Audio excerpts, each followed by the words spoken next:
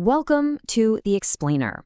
Today we're unpacking what is literally one of the most epic historical underdog stories of all time, Shivaji and the rise of the Maratha Empire. We're going to explore exactly how a leader from the Deccan Plateau managed to forge a massive, independent state right under the noses of the absolute most dominant powers of the 17th century. We'll be looking directly at the source material today to see how he actually pulled this off. Okay, let's dive right into this. I want you to consider the words of historian Vaibhav Purandare here, because he perfectly captures the sheer scale of our topic today. He says, imagine an individual ranged against an empire, and imagine that the empire is among the world's biggest and most powerful of its time. The stakes we're talking about are truly David versus Goliath. When Shivaji first started carving out his kingdom, the Deccan region was intensely coveted by the mighty Mughal Empire under Aurangzeb, as well as the formidable Adil Shahes of Bijapur and the Qutb Shahes of Golconda, so he was completely surrounded by giants. Which, of course, brings us to the core question we have to answer today. How did one man build an empire against these staggering odds? How do you take on the undisputed superpowers of your era and actually win? Well, to understand his success, we first have to look at the very ground he stood on. Geography was his ultimate weapon. The region of Maharashtra is part of the Deccan, and it features this intense geological division known as the Ghats. These mountains just rise sharply from the coastal strip, defined by incredibly steep peaks and really rugged passes. This rocky terrain provided a massive natural defense. Shivaji recognized that in this specific environment, forts were the absolute core of the state. As the sources note, without them, the land basically just gets devastated the second there's an invasion. By securing and building hundreds of hill forts along these steep peaks, he created a literal, physical foundation that allowed his relatively small state to survive decades of relentless onslaughts. It's a timeless lesson, really. If you're going to fight a giant, you better make the landscape your greatest ally. But as you can guess, impenetrable forts aren't much good without a reliable army to hold them. Historically, rulers in this region relied heavily on local lords known as desmukhs to supply their troops. Shivaji bypassed this entirely. He realized pretty quickly that he couldn't depend on the divided loyalties of these local lords, so he focused on building his very own independent cavalry and infantry. His soldiers were paid directly by the state. He was absolutely cutting out the middleman here. And even more incredibly, personnel were carefully inspected and recruited by Shivaji himself. This completely restructured the military away from the old feudal system and forged a centralized force with total, undeniable loyalty to him. And with this highly loyal, highly mobile force, Shivaji perfected a tactic that became absolutely legendary. It's called Ganimi Kova. It translates essentially to the enemy trick. It was a devastating form of guerrilla warfare. The core of the trick was basically this. His cavalry detachment would make it look like they were defeated, right? They'd run away in a panic. And when the enemy, thinking they just won an easy victory, recklessly broke ranks to chase them down, they'd become totally disorganized. At that exact moment, the Marathas would suddenly whip around and launch a lightning-fast counterattack. It relied entirely on speed, surprise, and an intimate knowledge of the terrain to dismantle much, much bigger armies. And this brilliantly illustrates exactly why that worked so well. Just look at the mismatch in logistics here. You have a massive contrast between the two forces. The Mughal and Bijapur armies were incredibly bulky. They were encumbered by heavy artillery, these massive supply trains, and really slow-moving equipment. Shivaji's cavalry, on the other hand, was specifically designed to be light without a lot of excess baggage. His men either brought their own horses or received them directly from the state, and they traveled incredibly fast. This meant they could strike a heavy, lumbering army and literally vanish into the hills before the enemy could even turn their cannons around. So the land was pretty well secured through those hill forts and that lightning-fast cavalry. But as his kingdom expanded out to India's west coast, a brand new, highly critical problem emerged. How in the world do you protect a coastal empire? The answer? You build a navy. And as our sources highlight, this was a truly revolutionary step at the time. I mean, consider the sheer irony of this. The powerful Bijapur Sultanate, wealthy beyond belief, only maintained merchant ships, no protective naval force whatsoever. Even the massive Mughal Empire, this dominant global superpower, had very, very limited naval capabilities. But Shivaji, with this sort of all-embracing strategic genius, saw exactly what they missed. That securing access to coastal resources and defending against maritime threats required a full-time, dedicated war fleet.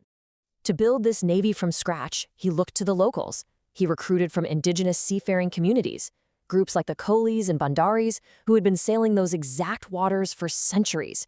He even commissioned Portuguese officers, like Role Tau Viegas, to assist with shipbuilding right in his own creeks.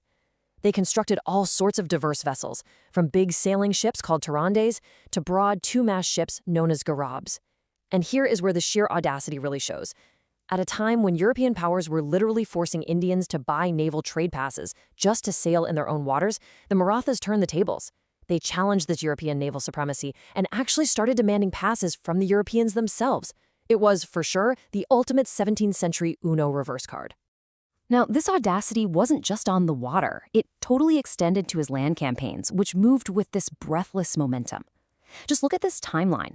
In 1659, when Bijapur sent their veteran general Afzal Khan to crush him, Shivaji agreed to a one-on-one meeting deep in the thick forests of Pratapgarh, killed Afzal Khan, and had his hidden troops completely rout the enemy army. Then in 1663, he took on the Mughals, executing this daring night raid against the nobleman Shaista Khan.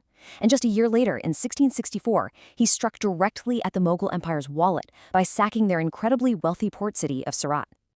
Actually, scratch that. Let's pause on that 1663 raid against Shaista Khan for a second, because the sources describe it so beautifully. Shaista Khan had been invading Maratha territory with a massive army for 3 years. Shivaji didn't try to meet him on an open battlefield. Instead, with just a handful of soldiers, he infiltrated Khan's heavily guarded camp right in the dead of night. Shaista Khan barely escaped with his life, losing a few fingers in the scramble. Honestly, talk about a bad day at the office. He promptly fled the region after that. As the text notes, this daring, highly targeted infiltration perfectly resembles what we'd call a modern-day surgical strike. The retaliation for that 3-year invasion was the sack of Surat in 1664. Now, Surat was a crown jewel of Mughal trade. Shivaji managed to extract an enormous treasure worth almost 1 crore rupees, an absolutely staggering sum that he used to fund his growing state. But here is the really crucial detail regarding his strategic discipline. Even while he was sacking the city, he showed strict moral restraint. He deliberately spared religious places, and he even spared the home of Mohandas Parekh, a man who was well known for his charity. It was a massive insult to Mughal prestige, sure, but it was executed with incredibly precise, calculated boundaries. You know, it's really easy to look at surgical strikes and guerrilla warfare and just view Shivaji solely as this brilliant military tactician. But the creation of the Ashtapradhan, or the Council of 8 Ministers, proves he was a truly brilliant administrator too. He instituted this sophisticated cabinet, essentially a modern corporate board of directors, where each minister had a very specific department. You had the Peshwa acting as prime minister, an Amatya for revenue, a Senapati for the military, and a Nyayadisha for justice. This incredibly organized governance structure proves he wasn't just some rebel leader. He was meticulously laying the bureaucratic groundwork for a state that could easily outlast him. Now, what's really interesting about this slide is how he used that administration to spark a massive cultural revival. Unlike the prevalent Persian seals used by pretty much all the other courts of the time, Shivaji's royal seal carried a Sanskrit inscription, boldly declaring his sovereignty.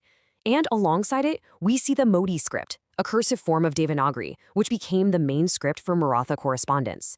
This wasn't an accident. It was a deliberate shift to reclaim and elevate local culture. This whole vision of Swarajya, or self-rule, was deeply, deeply tied to cultural confidence. Beyond just the Sanskrit seals, he commissioned a whole treatise called the Raja Vyavahara Kosha. Its sole purpose was to provide Sanskrit equivalents for the Persian words that were completely dominating diplomatic exchanges, and it successfully promoted the Marathi language. He rebuilt desecrated temples, he supported traditional arts, and upon his coronation in 1674, he even introduced a brand new calendar era, earning him the title Founder of an Era. He wasn't just conquering land here, he was cementing a profound, lasting cultural identity. Which kind of leaves us with this final thought. When we trace this entire journey, from the rocky peaks of the Ghats to the creation of a formidable navy, from the lightning-fast Ganimikava tactics to the sophisticated Ashtapradhan and the revival of local languages, we really have to ask, was Shivaji just a brilliant warrior or the ultimate architect of an enduring state that forever changed the course of history? The historical evidence we've explored today strongly suggests that while his sword certainly won the territory, it was his visionary statesmanship that truly birthed the Maratha Empire. Thank you so much for joining me for this explainer, and as always, keep questioning history.